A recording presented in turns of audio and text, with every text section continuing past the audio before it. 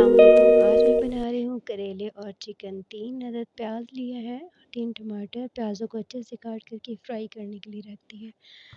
और करेले मेरे पास थोड़े से पड़े थे, मैंने फ्रीज़र किए हुए थे, उनको मैंने फ्राई करने के लिए रख दिया। 1 किलो गोश्त लिया है, अच्छे से धो के अदरक लहसुन पीस लिया है मैंने। जैसे प्याज फ्राई हो गए उसके अंदर मैंने नमक और चिकन ऐड कर दिया है। उसके बाद मैंने अदरक लहसुन का पेस्ट भी डाल दिया है। और जब चिकन ने अच्छे तरीके से पानी छोड़ लिया है उसके बाद मैंने 3 टमाटर और हरी मिर्ची ऐड कर दी हैं। फिर खुश्क धनिया डाला है, उसके बाद मैंने ढाँप दिया है।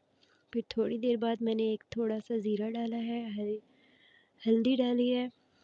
उसके बाद मैंने इसमें ऐड किया है पिसा हुआ गरम मसाला और उसे अच्छे से भून के 5 मिनट तक अच्छे से भूना है। और उसके बाद मैंने उसमें लाल मिर्ची ऐड की हैं, हल्की आंच पे भून के फिर मैंने फ्राई किए हुए करेले ऐड कर दिए हैं।